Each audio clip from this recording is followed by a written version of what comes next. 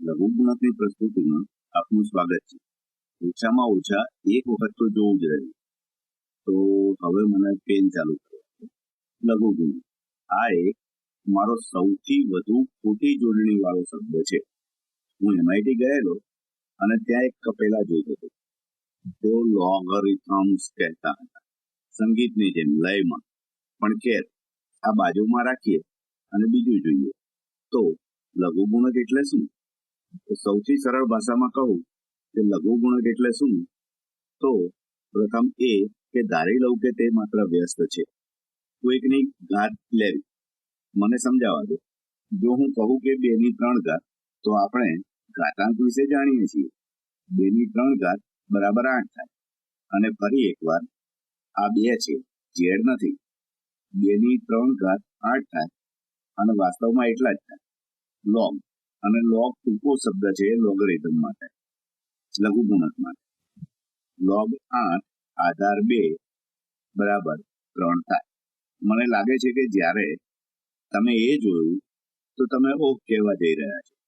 તે થોડુંક સમજાવવાનો પ્રયત્ન કરતું હોય એમ લાગે છે. જો હું તમને પૂછું કે લોગ 8 આધાર 2, તો 2 ની કેટલી ઘાત બરાબર 8 થાય? તો લઘુગુણકનો જવાબ એ જ તમે કહી શકો છો તે લઘુગુણક સમીકરણનો જવાબ. અથવા જો તમે લઘુગુણકના સમીકરણનું મૂલ્યાંકન કરો તો તમને તે સંખ્યા મળી જવી જોઈએ કે જે હકીકતે ઘાતાંક છે. ધારો કે 2 નું એવું કરો કે જવાબ 8 મળે અને ફરી એક વખત એ 3 થાય. આપણે થોડા વધુ ઉદાહરણો જોઈએ અને મને લાગે છે કે તેનાથી સમજાઈ જશે. જો હું કહું લોગ, આ પેનને શું થયું? લોગ 64 આધાર 4 એ x બરાબર થાય. આ સમીકરણને બીજી રીતે લખવું હોય તો ધારો કે 4 ની x ઘાત બરાબર 64 થાય. અથવા બીજી રીતે તે વિશે વિચાર કરીએ, 4 ની કેટલી ઘાત બરાબર 64 થાય? સારું, આપણે જાણીએ છીએ કે 4 ની 3 ઘાત બરાબર 64 થાય. તો આપણે જાણીએ છીએ કે આ કિસ્સામાં તે 3 થાય. તેથી લોગ 64 આધાર 4 એ 3 થાય. મને વધુ ઉદાહરણો કરવા દો અને મારો વિચાર છે કે જેટલા વધુ ઉદાહરણો જોશો તો આ સમજાવવાનું શરૂ થઈ જશે.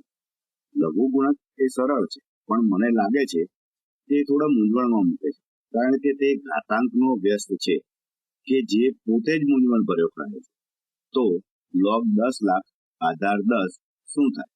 વધુ ખાતરી કરવા માટે કેટલાક અલ્પવિરામ મૂકો. તેથી આ પ્રશ્ન ચિહ્ન બરાબર થાય. સારું, આપણે આપણી જાતને પૂછીએ કે 10 ની કેટલી ઘાત બરાબર 10 લાખ થાય? અને 10 ની કોઈ પણ ઘાત એ 1 ની પાછળ ઘાતાંક. જો તમે કહો કે 10 ની 5 ઘાત એ 1 ની પાછળ 5 શૂન્ય બરાબર થાય. તેથી જો 1 ની પાછળ 6 શૂન્ય, તો એ 10 ની 6 ઘાત બરાબર થાય. તો 10 ની 6 ઘાત બરાબર 10 લાખ થાય. તેથી 10 ની 6 ઘાત એ લોગ 10 લાખ આધાર 10 એ 6 થાય. યાદ રાખો કે આ એ ઘાતાંક છે જે 1 લાખ મેળવવા માટે આપણે 10 ને વધાર્યા છે. હું જાણું છું કે હું તમને આ હજારો અલગ અલગ રીતે કહી રહ્યો છું અને સદનસીબે લાખોમાંથી 1-2 જે હું સમજાવી રહ્યો છું એ ખરેખર સમજી શકાશે. ચાલો કેટલાક વધુ ઉદાહરણ જોઈએ. હકીકતે હું જરા અઘરું કરીશ. લોગ 1/2 આધાર 1/8. ચાલો એ x બરાબર છે એમ ધારીએ. તેથી યાદ કરો કે એ 1/2 કહેવા જેવું છે. વાહ, 1/2. એ કદાચ કૌંસ હોવા જોઈએ. x ની ઘાત 1/8 બરાબર છે. સારું, આપણે જાણીએ છીએ કે 1/2 ની 3 ઘાત 1/8 થાય. તેથી લોગ 1/8 આધાર 1/2 એ 3 થાય. ચાલો મને બીજી વધારે ઉદાહરણ કરવા દો. હકીકતે મને જરા મિશ્રણ કરવા દો. તો હું કહું કે લોગ 27 આધાર x એ 3 છે. તો x બરાબર શું થાય? આપણે આગળ જોયું એવું જ છે. અહીં x ની 3 ઘાત બરાબર 27 થાય. અથવા x એ 27 નું ઘનમૂળ છે. અને આ બધાનો મતલબ એ થાય કે કોઈ સંખ્યાને એના જ 3 ગણા એ 27 થાય. અને હવે તમને સમજ પડી હશે કે એ સંખ્યા 3 હશે, x બરાબર 3 થાય, તો આપણે લખી શકીએ કે log 27 આધાર 3 એ 3 થાય. હવે મને બીજા એક ઉદાહરણ વિશે વિચારવા. હું ફક્ત નાની સંખ્યાના જ ઉદાહરણ લઈ રહ્યો છું, કેમ કે મારી પાસે કેલ્ક્યુલેટર નથી અને મારે મારા મગજમાં જ કરવા પડે છે. તો log શું છે? ચાલો મને આ વિશે વિચારવા દો. log 1 આધાર 100 શું થાય? આ જરા મુશ્કેલ છે, તો ફરી એકવાર ચાલો કહું કે આ પ્રશ્નાર્થ ચિહ્ન બરાબર થાય. તો યાદ કરો કે આ log 1 આધાર 100 છે. તેથી આ એવું કહેવા માંગે છે કે પ્રશ્નાર્થ ચિહ્નની 100 ઘાત એ 1 થાય. સારું, આપણે શું કરવું જોઈએ કે જો આપણી પાસે એક સંખ્યા હોય અને એમાંથી એક જવાબ મેળવવા માટે એની કેટલી ઘાત જોઈએ? સારું, જો તમને ઘાતાંકના નિયમોમાંથી અથવા ઘાતાંકના નિયમો સિવાયનામાંથી કોઈ યાદ હોય તો કોઈ પણ સંખ્યાની શૂન્ય ઘાત 1 થાય. તો આપણે કહી શકીએ કે 100 ની શૂન્ય ઘાત 1 થાય.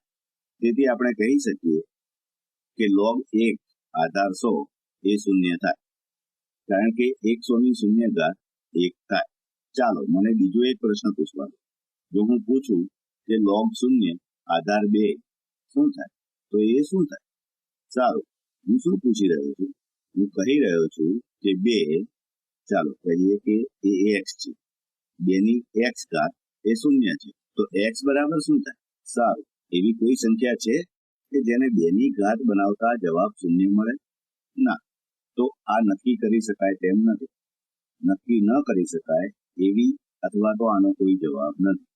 એવી કોઈ સંખ્યા નથી કે જે 2 ની ઘાત થાય અને જવાબ શૂન્ય મળે.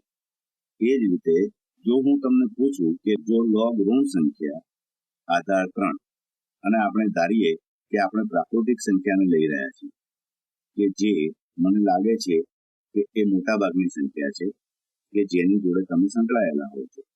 એવી કોઈ સંખ્યા નથી કે જેની 3 ઘાત કરતા ઋણ સંખ્યા મળે. તેથી આનો કોઈ જવાબ નથી. તો જ્યારે આધાર ધન હોય ત્યારે એ સંખ્યાનો જવાબ મેળવવા માટે એ સંખ્યાથી મોટી અથવા સમાન હોવી જોઈએ. એ શૂન્ય કરતા મોટી હોવી જોઈએ. શૂન્ય બરાબર નહીં. તે શૂન્ય અને ઋણ ના હોઈ શકે. ચાલો કેટલાક વધુ ઉદાહરણ જોઈએ. મને લાગે છે કે મારી પાસે 1 મિનિટ અને અડધી મિનિટ એટલે કે 1.5 મિનિટ છે. હવે તમે પહેલા લેવલના લઘુગુણકના મોડ્યુલથી સારી રીતે વાકેફ છો. ચાલો આપણે બીજા દાખલા જોઈએ. હું અહીં જરા ફેરવું છું. log 1/64 આધાર 8 શું થાય? રસપ્રદ છે ને? આપણે જાણીએ છીએ કે log 64 આધાર 8 નો જવાબ 2 થાય. સાચું? કારણ કે 8 નો વર્ગ 64 થાય. પણ 8 ની કેટલી ઘાત કરીએ તો 1/64 થાય? સારું, આપણે ઋણ હિમાયતીથી શીખ્યા કે એ ઋણ 2 થાય. જો તમને યાદ હોય તો 8 ની ઋણ 2 ઘાત એ 1/8 ની 2 ઘાત એટલે કે વર્ગ બરાબર થાય. 8 નો વર્ગ એ 1/64 બરાબર થાય. રસપ્રદ છે ને? હું એ તમને વિચારવા માટે આપું. જ્યારે તમે કોઈ લઘુગુણકનો વ્યસ્ત કરો છો તો તેનો જવાબ ઋણ મળે છે. અને આપણે બીજા ઘણા લઘુગુણક ઉદાહરણ અને લઘુગુણકના બીજા ઘણા ગુણધર્મોનો ભવિષ્યના મોડ્યુલમાં અભ્યાસ કરીશું. પણ હું વિચારું છું કે આ તબક્કે તમે લઘુગુણકના પ્રથમ લેવલ માટે તૈયાર છો. ચાલો તો બીજા મોડ્યુલમાં મળીશું.